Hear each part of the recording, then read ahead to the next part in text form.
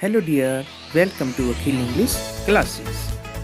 Dear students, आज ऐसा topic सीखने जा रहे हैं जिसके बगैर पास्ट की अर्थात भूतकाल की बातें करना ही मुश्किल हो जाता है और वह टॉपिक है पास्ट सिंपल टेंस, जिसे पास्ट इंडेफिनिट टेंस भी कहते हैं। डियर स्टूडेंट्स, आपको इस चैनल पर केवल आपकी एग्जाम में सफलता से संबंधित बातें ही बताई जाएंगी। इसमें कोई शब्दों का आडंबर या दिखावा नहीं किया जाएगा जो कि आपको वास्तव में सक्सेस दिलाएगा। इसके लिए केवल आपको धैर्य से पूरे इस चैनल के वीडियोस देखने हैं। अतः डियर स्टूडेंट्स, आज तक जिन्होंने इस चैनल को सब्सक्राइब नहीं किया तो इस चैनल को सब्सक्राइब कर लें, जिससे आपकी सफलता से संबंधित मटेरियल आपको मिलता रहे और आप अनावश्यक भटके नहीं। और यह चैनल अच्छा लगे तो लाइक तो बनता है और अपने फ्रेंड्स और रिलेटिव्स को इसे शेयर भी करें, जिससे वो भी इसका लाभ उठा पाए। डियर स्टूडेंट्स, अब इस वीडियो को ध्यानपूर्वक पूरा देखें, जिससे आपको एग्जाम के लिए कोई महत्वपूर्ण पॉइंट आपका छूट न जाए और आप अपनी सफलता की ओर अपने कदम बढ़ाते रहें। सो डियर स्टूडेंट्स, इस वीडियो में हम पास्ट सिंपल टेंस की कंसेप्ट को अच्छी तरह से समझेंगे। साथ ही इस टेंस में यूज होने वाले एडवर्ब्स एंड एडवर्ब फ्रेजेस को भी अच्छी तरह समझेंगे, जिससे आप इस टेंस से संबंधित एग्जाम में आने वाले सभी क्वेश्चंस को सही करके आ सकें। अतः डियर स्टूडेंट्स, इस टेंस की कंसेप्ट समझने के लिए हमें सबसे पहले इस टेंस की पहचान को समझना होगा। जैसे कि हम सामान्यतः पढ़ते आए हैं, जब हिंदी के वाक्य के अंत में ता था, ती थी, ते थे अथवा या, ये आदि आते हैं, तब वहाँ पास्ट सिंपल टेंस होता है। लेकिन ये पहचान तो हमें केवल हिंदी से अंग्रेजी में सेंटेंस का अनुवाद करने में ही काम आती है। अतः हमें इसके बारे में डिटेल में इसकी कंसेप्ट को समझना होगा, जिससे आप सभी प्रकार की एग्जाम में सक्सेस प्राप्त कर सकें। अन्यथा डियर स्टूडेंट्स, शॉर्ट ट्रिक के चक्कर में केवल तुक्का ही लगा पाएंगे और आपको पता है तुक्के से हमेशा आंसर करेक्ट नहीं होता है। इसके लिए आपको डिटेल स्टडी करना आवश्यक है।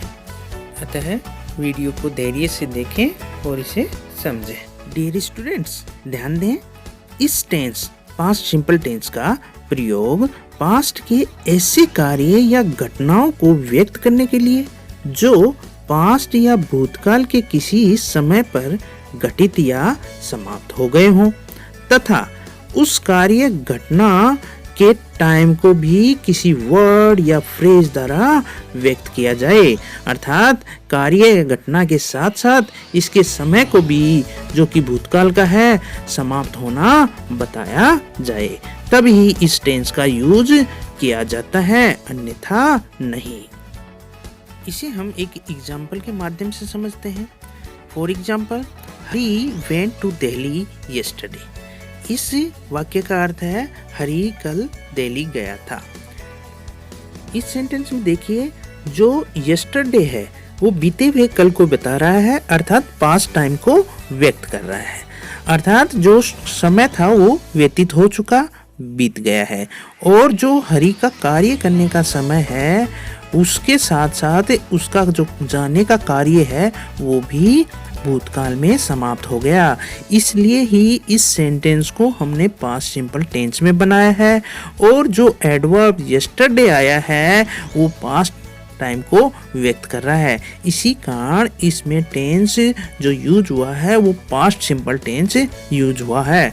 यदि यहाँ पास्ट की एडवर्ब नहीं आती तो हम यहाँ पास्ट सिंपल टेंस यूज नहीं कर पाते और उसकी जगह हम प्रेजेंट परफेक्ट टेंस को ही यूज करते। डियर स्टूडेंट्स, कहाँ पास्ट सिंपल टेंस आएगा और कहाँ प्रेजेंट परफेक्ट टेंस आएगा, इसका अलग से एक वीडियो बनाया जाएगा, जिसमें आप उसके डिफरेंस को समझ पाएंगे। Dear students, past simple tense के अन्य यूजेस को देखने से पहले हम इसकी सेंटेंस स्ट्रक्चर को समझते हैं। डियर स्टूडेंट्स, सबसे पहले पास्ट सिंपल टेंस का अफर्मेटिव सेंटेंस देखते हैं। इसकी स्ट्रक्चर सबसे पहले सब्जेक्ट आता है। सब्जेक्ट के तुरंत बाद में वर्ब की सेकंड फॉर्म जरूर आती है और उसके तुरंत बाद में ऑब्जेक्ट कॉम्प्लीमेंट एडवर्बियल जो कि ऑप्शनल होते हैं और लास्ट में फुल स्टॉप जरूर आता है अफर्मेटिव सेंटेंस में। इसे एक एग्जाम्पल के माध्यम से समझते हैं। For example, I wrote a letter last night. इस एग्जाम्पल में आई सब्जेक्ट है, रोट राइट वर्ब का सेकंड फॉर्म है और उसके पश्चात ए लेटर ऑब्जेक्ट आया है और इसके बाद में लास्ट नाइट जो कि एडवर्ब ऑफ टाइम है जो कि पास्ट टाइम को व्यक्त कर रहा है। इसलिए यहाँ पर वर्ब की सेकंड फॉर्म रोट आई, ये अर्थात पास्ट सिंपल टेंस का यूज हुआ है। डियर स्टूडेंट्स, यहाँ पर एक महत्वपूर्ण बात आपको नोट कर लेनी चाहिए, वो जीवन में हमेशा याद रखनी है कि एकमात्र वर्ब की second form past simple tense के एकमात्र अफर्मेटिव सेंटेंस में ही आती है, अन्य कहीं भी नहीं आती है। डियर स्टूडेंट्स, अब पास्ट सिंपल टेंस का नेगेटिव सेंटेंस देखते हैं। इसकी स्ट्रक्चर में सबसे पहले सब्जेक्ट आएगा, सब्जेक्ट के तुरंत बाद में हेल्पिंग वर्ब के रूप में डिड आएगा और डिड के तुरंत बाद में नोट नेगेटिव के रूप में आएगा, फिर उसके पश्चात वर्ब की फर्स्ट फॉर्म आएगी और बाद में ऑब्जेक्ट कॉम्प्लीमेंट एडवर्बियल और लास्ट में फुल स्टॉप जरूर आता है। इसे एक एग्जाम्पल के माध्यम से समझते हैं। For example, he did not wear winter cloth in last month. अर्थात वह पिछले महीने सर्दियों के कपड़े नहीं पहनता था। अर्थात यह एक नेगेटिव सेंटेंस है। इसमें सब्जेक्ट ही के बाद में हेल्पिंग वर्ब डिड यूज हुई है और नेगेटिव के लिए नोट आया है और उसके पश्चात वर्ब की फर्स्ट फॉर्म वेयर का यूज हुआ है और इसमें इन लास्ट मंथ जो टाइम एडवर्ब है जो कि पास्ट सिंपल टेंस को व्यक्त कर रहा है, जिसके कारण ही यहाँ पास्ट सिंपल टेंस की वर्ब आई है। डियर स्टूडेंट्स, धैर्य बनाए रखें, आपको सभी सेंटेंस स्ट्रक्चर और पास्ट सिंपल टेंस के सभी यूज और यूज ऑफ एडवर्ब्स और एडवर्ब फ्रेजेस सभी समझ में आ जाएंगे। डियर स्टूडेंट्स, अब देखते हैं इंट्रोगेटिव सेंटेंस। इसकी स्ट्रक्चर होता है, सबसे पहले इसमें WH वर्ड आ सकता है जो कि ऑप्शनल होता है और उसके बाद में हेल्पिंग वर्ब डिड जरूर आएगी और उसके तुरंत पश्चात सब्जेक्ट आता है, फिर वर्ब की फर्स्ट फॉर्म और उसके पश्चात ऑब्जेक्ट कॉम्प्लीमेंट एडवर्बियल और लास्ट में क्वेश्चन मार्क जरूर आता है। डियर स्टूडेंट्स, इसे हम एग्जाम्पल से समझते हैं। Did you come here yesterday. इस एग्जाम्पल का मीनिंग है क्या तुम कल यहाँ आए थे और इस एग्जाम्पल में सबसे पहले हेल्पिंग वर्ब डिड का यूज हुआ है जो कि इंट्रोगेटिव सेंटेंस को व्यक्त कर रहा है और उसके तुरंत पश्चात में सब्जेक्ट यू आया है और यू के बाद में वर्ब की फर्स्ट फॉर्म कम का यूज हुआ है और लास्ट में यस्टरडे आया है जो कि पास्ट सिंपल टेंस को व्यक्त कर रहा है और अंत में क्वेश्चन मार्क है जो इंट्रोगेटिव सेंटेंस को व्यक्त करता है। Next sentence structure, intro negative sentence, नकारात्मक प्रश्नवाचक वाक्य।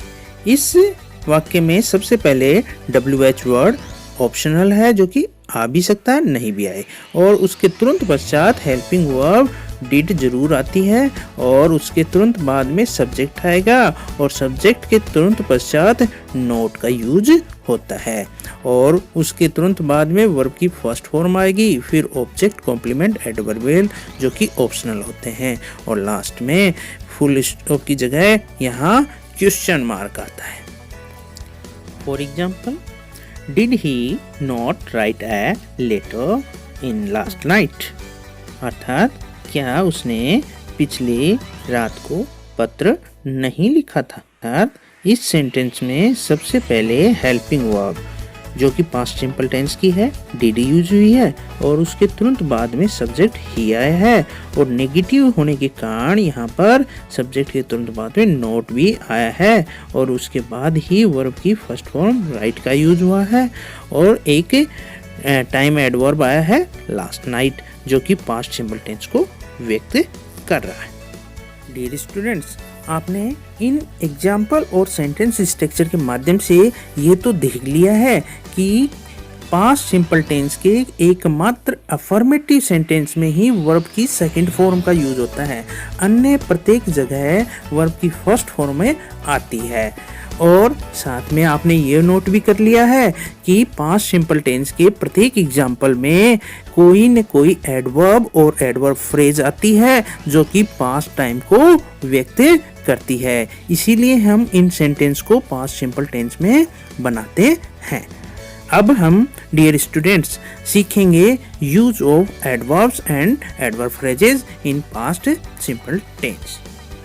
डियर स्टूडेंट्स, अब आपको पास्ट सिंपल टेंस की जो एडवर्ब्स हैं और एडवर्ब फ्रेजेस हैं उनको नोट कर लेना चाहिए, जो आपको याद भी करनी है, इसलिए ध्यानपूर्वक इन्हें नोट करते रहिए। Adverbs of past simple tense: yesterday, the previous day, last night, last month, last year, last week, last time, ago, long ago, sometime back, the other day, once upon a time, in 2019, in 2018 और yesterday morning, yesterday evening, ये सभी adverbs past simple tense को व्यक्त करती हैं।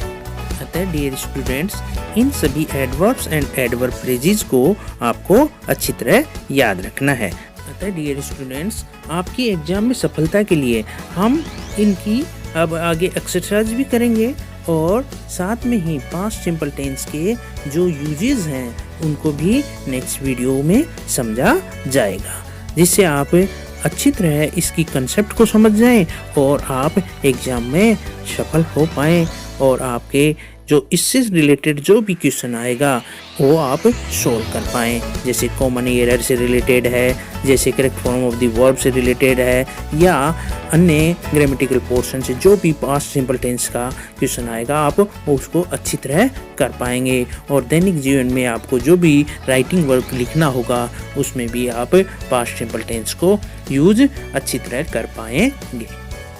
Hello dear students, आप जो भी कम्पिटिटिव एग्ज़ाम की तैयारी कर रहे हैं उसमें सफलता के लिए मेरे चैनल की प्लेलिस्ट देखें, जिसमें इंग्लिश ग्रामर की टेंसेस, कॉमन एरर या स्पोर्टिंग एरर से रिलेटेड टॉपिक, कॉन्कॉर्ड या सब्जेक्ट वर्ब एग्रीमेंट से रिलेटेड टॉपिक और पार्ट्स ऑफ स्पीच से रिलेटेड कॉमन एरर्स और अन्य राइटिंग टॉपिक को आप देख सकते हैं और आप अपनी सफलता की ओर अपने कदम आगे बढ़ा सकते हैं। और आप निश्चित रूप से उन प्लेलिस्ट को देख के आपकी एग्ज़ाम में ज़रूर सफल होंगे। अतः डियर स्टूडेंट्स, अभी तक जिन्होंने इस चैनल को सब्सक्राइब नहीं किया, सब्सक्राइब कर लें, जिससे आपको सफलता के लिए मटेरियल मिलता रहे और आप एग्ज़ाम में सफल हो जाएं। और वीडियो अच्छा लगे तो इसे लाइक भी ज़रूर करें, साथ में ही अपने फ्रेंड्स एंड रिलेटिव्स को इसे शेयर करें।